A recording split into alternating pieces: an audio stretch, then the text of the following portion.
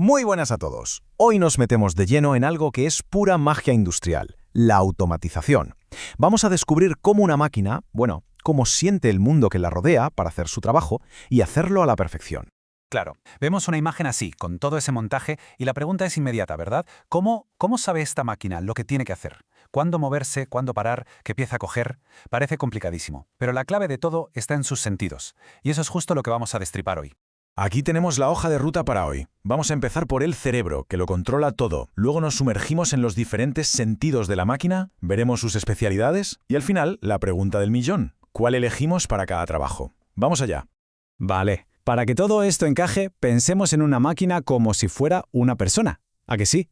Tiene sentidos para enterarse de lo que pasa. Tiene un cerebro para pensar y tomar decisiones y, por supuesto, tiene músculos para actuar. Venga, vamos a ver cada una de estas partes. Empezamos por lo primero, los sentidos. Aquí es donde entran en juego los sensores. Son literalmente los ojos, los oídos, incluso el tacto de la máquina.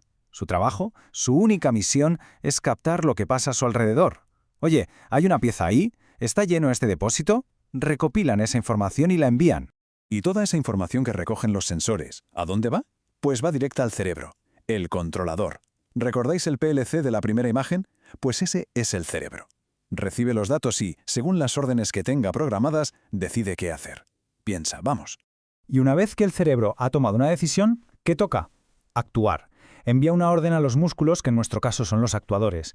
Y esto puede ser cualquier cosa, ¿eh? Un motor que se enciende, un pistón que empuja, una válvula que se abre. Son los que hacen el trabajo físico. Y ahí lo tenemos, el círculo completo. Primero, sentir con los sensores. Segundo, decidir con el controlador. Y tercero, actuar con los actuadores. Este bucle, este ciclo de sentir, decidir, actuar, se repite una y otra vez, sin parar. Y esa es, en esencia, la base de toda la automatización industrial. Perfecto. Ahora que tenemos la foto completa del sistema, vamos a hacer zoom en la primera parte, los sentidos. Y aquí, los reyes de la fiesta son los sensores de proximidad. Su nombre ya nos da una pista, ¿no? Su trabajo es súper simple, pero fundamental. Detectar si hay algo cerca o no. El concepto es sencillísimo, pero ojo, es increíblemente potente. No se complican la vida midiendo distancias o cantidades, nada de eso. Su respuesta es un simple sí o no. ¿Hay una botella delante? Sí. ¿Ha llegado la pieza a su sitio? No. Y esta simplicidad es lo que los hace tan rápidos y, sobre todo, tan fiables. Bien, dentro de esta gran familia de sensores de proximidad tenemos varios especialistas. Vamos a empezar con dos que son como una especie de detectives de materiales. Su truco consiste en fijarse en de qué está hecho un objeto para saber si está ahí. El primero es el sensor inductivo, y este es el Sherlock Holmes de los metales. Básicamente crea un pequeño campo magnético a su alrededor. En cuanto un objeto metálico se acerca, ¡zas!, perturba ese campo. El sensor lo nota al instante y se activa. Y lo genial es que le da igual todo lo demás. El polvo, el agua, el plástico, él solo reacciona ante el metal. Y es por eso que son los campeones para trabajos muy concretos. Imaginaos, contar piezas metálicas en una cinta transportadora, comprobar que una lata lleva su chapa, o confirmar que una herramienta está justo en su sitio. Para todo eso son perfectos, son duros como rocas y súper fiables. Ahora vamos con su primo, el sensor capacitivo. Y este juega en otra liga, es mucho más polivalente. Su truco es diferente. En lugar de un campo magnético, genera un campo eléctrico. Y resulta que casi cualquier cosa, madera, plástico, agua, incluso cereales, altera ese campo. Así que, en cuanto algo se aproxima, el sensor nota el cambio y, listo, se activa. Y esto les da unos superpoderes alucinantes. Por ejemplo, pueden ver a través de un Tetrabric para saber si está lleno de leche, o pueden medir el nivel de pienso en un silo sin necesidad de tocarlo. O sea, son la elección perfecta cuando lo que queremos detectar no es metálico. Muy bien, dejamos a los detectives de materiales y pasamos a los especialistas en larga distancia. Estos son los que no necesitan tocar para detectar, utilizan luz y sonido, como nuestros propios ojos y oídos. Los primeros son los fotoeléctricos, que son, sin más, los ojos de la máquina. El mecanismo es sencillo. Lanzan un rayo de luz que normalmente ni vemos porque es infrarrojo y se quedan a la espera. Si algo corta ese rayo o si la luz rebota en un objeto y vuelve, el sensor se da por enterado y se activa. Funciona con prácticamente cualquier cosa que le pongas delante. Y aquí es donde la cosa se pone seria. Lo mejor de estos sensores, su alcance, es una pasada. Algunos tipos pueden detectar un objeto a 200 metros. Es una locura. Y además de eso, son rapidísimos y tienen una precisión milimétrica, capaces de pillar objetos enanos moviéndose a toda velocidad. Vale, si los fotoeléctricos eran los ojos, los ultrasónicos son claramente los oídos. Su funcionamiento es calcado al de un sonar de un submarino o a cómo se orienta un murciélago. Lanzan un pitido agudísimo, un ultrasonido, y se ponen a escuchar. Calculan cuánto tarda en volver el eco y con eso saben si hay algo y a qué distancia está. ¿Y cuál es la superventaja del sonido? Pues que rebota en casi todo, incluso en cosas transparentes. Una botella de cristal, la luz la atraviesa, pero el sonido rebota.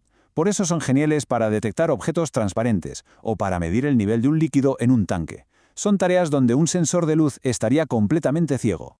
Vale, ya los conocemos. Inductivos, capacitivos, fotoeléctricos y ultrasónicos. Los 4 fantásticos de la detección. Ahora viene la pregunta clave, la práctica. Con todo esto sobre la mesa, ¿cómo demonios elegimos el sensor correcto para cada aplicación? Pues mirad, esta tabla es una auténtica maravilla. Una chuleta perfecta. El proceso es muy fácil, solo hay que hacerse 3 preguntas. Primero, ¿qué vamos a detectar? ¿Un sólido, polvo, un líquido? Segunda pregunta, ¿de qué está hecho? ¿Es metal, plástico, es transparente?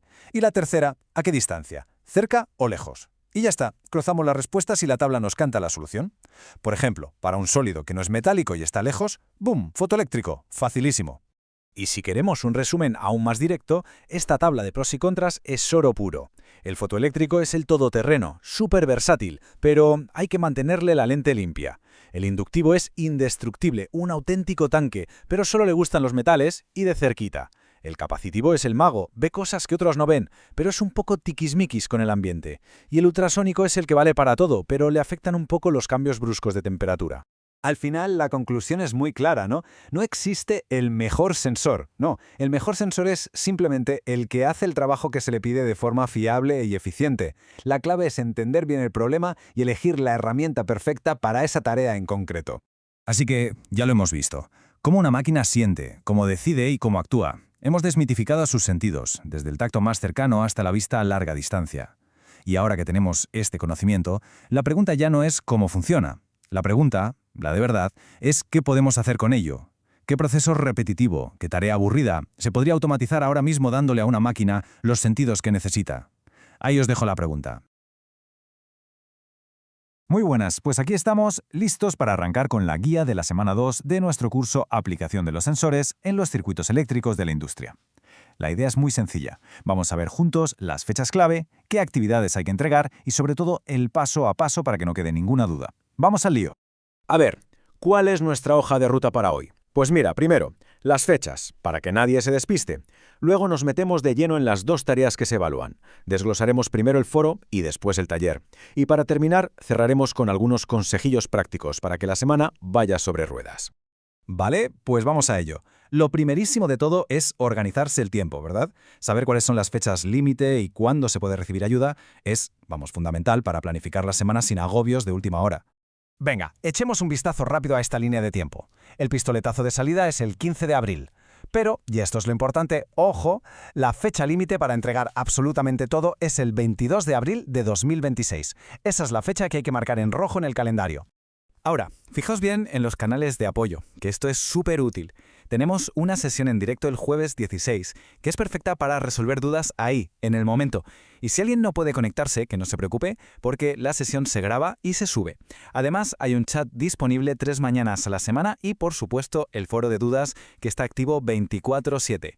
Bien, con el calendario ya claro, pasamos al núcleo, al meollo del trabajo de esta semana. Hay 2 tareas que se evalúan y que, claro, requieren que les prestemos especial atención. Eso es, solo 2, ni más ni menos. Así que la clave de la semana es muy simple, concentrarse en estas 2 tareas. Si se completan correctamente, se cumplen todos los requisitos que se evalúan. Así de sencillo. Y aquí las tenemos. Por un lado está el foro temático, que es una discusión para debatir y argumentar sobre la teoría. Y por otro el taller, que es una tarea mucho más práctica, más de mancharse las manos. 2 formatos diferentes para demostrar todo lo aprendido. Venga, vamos a analizar la primera tarea y a ver cuál es la mejor manera de abordarla. Porque el foro, ya os digo, es mucho más que soltar una respuesta y ya. Se trata de que entre todos construyamos una conversación que de verdad aporte valor.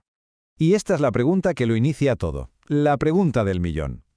Antes de lanzarse a escribir, es súper importante pararse un momento a reflexionar sobre ella. No se busca un simple sí o no, para nada. Lo que se pide es un análisis, uno bien pensado, sobre qué implicaciones prácticas tiene esto en un entorno industrial de verdad. Y aquí se ven los 3 pasos para clavar el foro.